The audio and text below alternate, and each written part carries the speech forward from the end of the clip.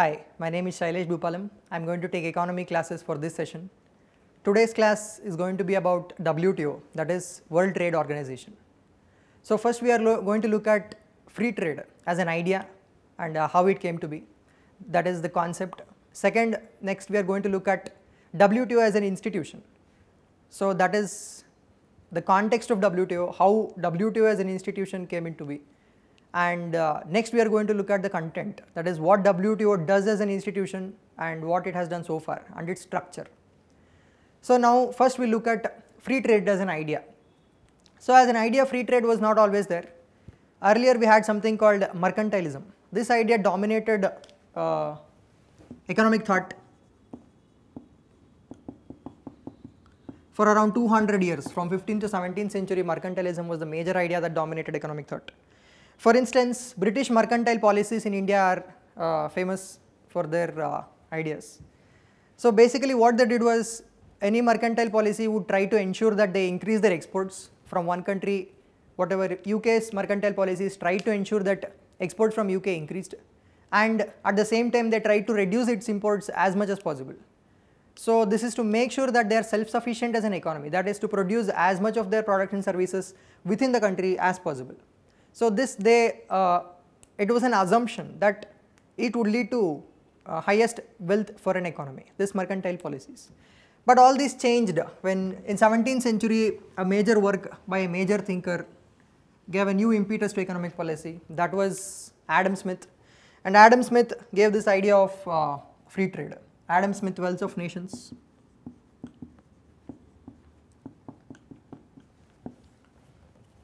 Was the major proponent of free trade as an idea.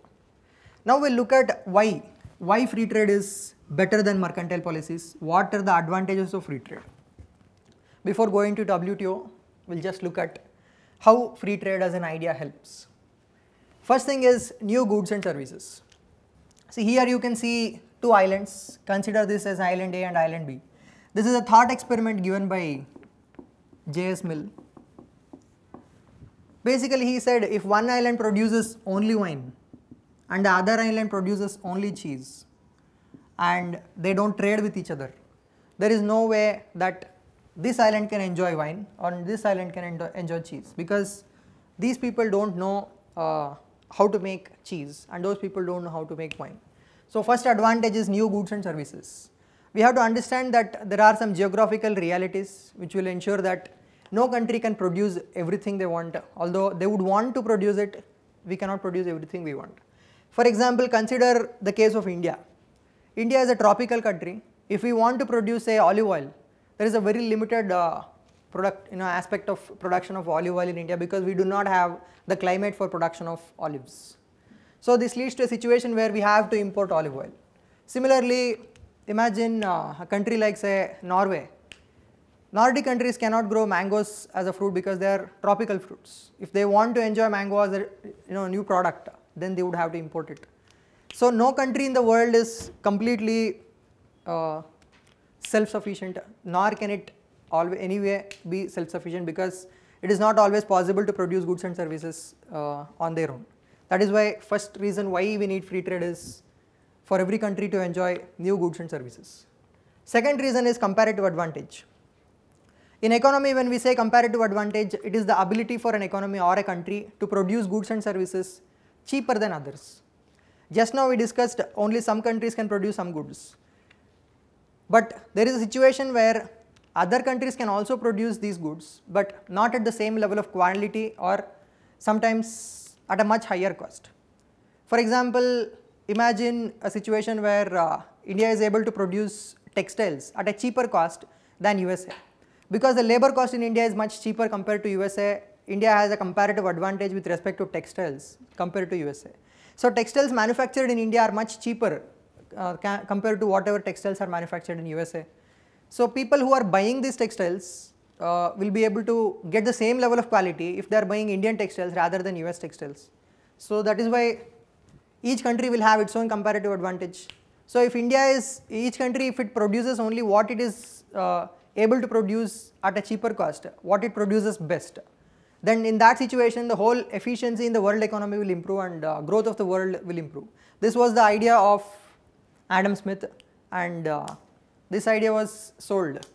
For instance, after Second World War, there was a huge loss that incurred because of Second World War, and in Second World War it is estimated that if we did not have had Second World War, because of the loss that it is estimated around $15 trillion was the loss during Second World War. If we did not have that, $120 trillion could have been produced using that loss that was made in Second World War. And the present GDP of the world economy is only $78 trillion.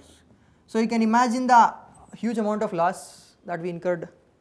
So after Second World War, the idea was basically to regain whatever we have lost as quickly as possible. And to regain, major idea that was proposed by Western economies which believed in capitalism was free trade. If we have free trade throughout the world, they said we could achieve faster growth for the whole world. That was the basic idea, because every country has its own comparative advantage. If you start producing what we can produce best and we start importing what others can produce best, this will lead to lower prices. How it will lead to lower prices? Just now we saw an example of textiles. If India produces textiles, it is much cheaper than what US produces as a textile. So when Indian textiles are bought by US people in the US, what would happen is they will have more money with them. So lower prices are a natural result of comparative advantage. That lower prices is already established using this example, and a consequence of this lower prices is growth. Can anyone tell me how lower prices will lead to better growth? So basically what happens during lower prices is consumers will buy if a person is getting a salary of, imagine, 25,000 rupees. Earlier he used to buy textiles, or say this is dollars because we are talking about US economy here. He used to buy clothes for $5,000. Now because clothes are coming from India and not manufactured in, say, USA, he spends only around $3,000 on clothes. So $2,000 extra amount of money still remains with him. So what he does with this extra $2,000 is he buys more goods and products. Earlier he used to buy only formal clothes. Now he buys a suit because now he has extra $2,000, or he buys new shoes. When he buys that new shoes, what would happen is more shoes are sold in US economy than earlier. And because more shoes are sold, the shoe company which sells his shoes, what they do is they employ more people.